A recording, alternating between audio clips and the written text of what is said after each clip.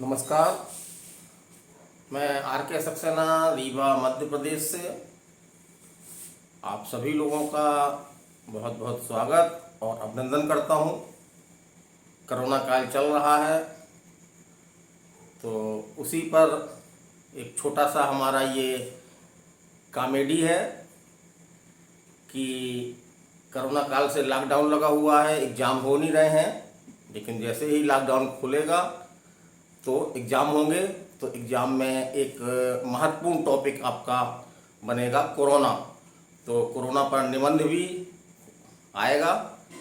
तो किसी एक लेखक ने बहुत तेज़ी से वायरल हो रहा है उसका एक निबंध कोरोना पे, तो मैं चाहता हूँ कि आप लोगों को भी सुना दूँ।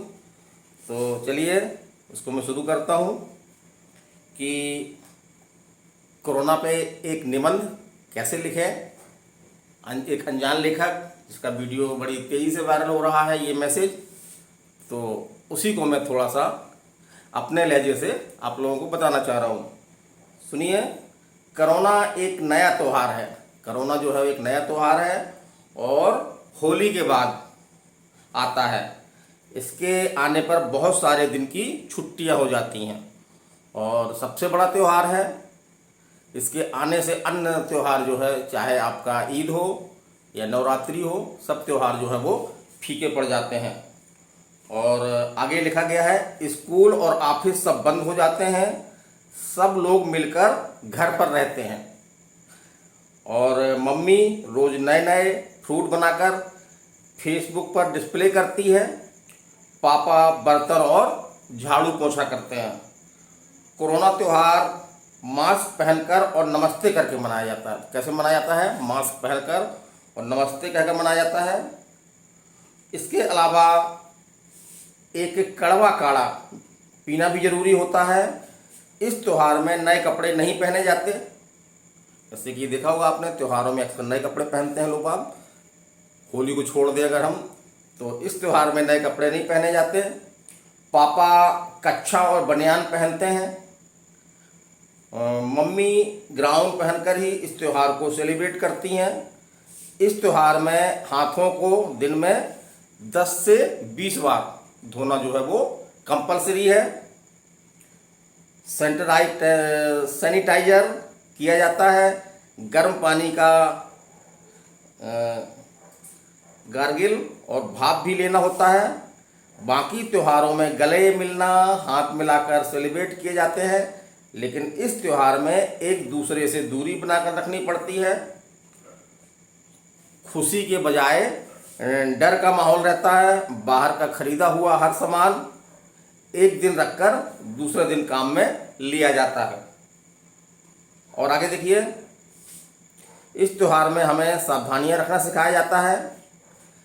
इस त्यौहार पर भक्ति काल के कवियों ने भी जो है अपनी अपनी अभिव्यक्ति दी है। जैसे रहीमदास जी कहते हैं, रहीमन घर में जब चलो, रहीमन घर से जब चलो, रखियो मास्क लगाए।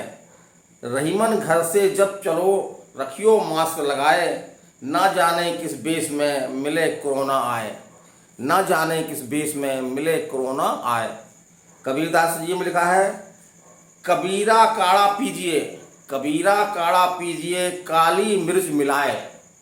कबीरा काढ़ा पीजिए, काली मिर्च मिलाए, रात दूध हल्दी पियो, सुबह पीजिए चाय। तुलसीदास जी ने भी लिखा है इसके बारे में, छोटे सैनिटाइजर तुलसी रखिए जेब में, ना काहू से मांगियो, ना काहू को देव।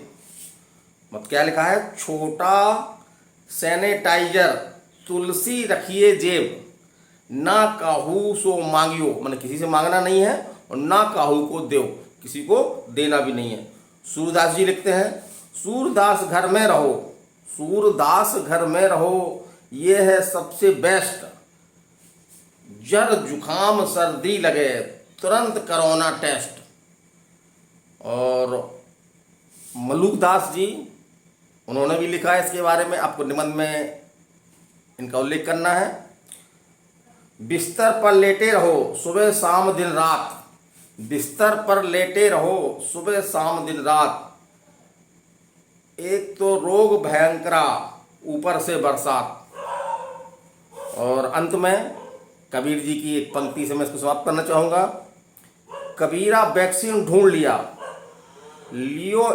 एक लगवाए, दूसरा डोज तब लगे जब 90 दिन हो जाए। तो ये छोटा सा निबंध है, व्यंग्यात्मक है, बड़ा तेज़ी से वायरल हो रहा है। आप लोग भी इसको सुने और शेयर करें। कोरोना काल में कुछ अगर हमको हंसी मिल जाए तो ये सबसे बड़ा तोहफा है।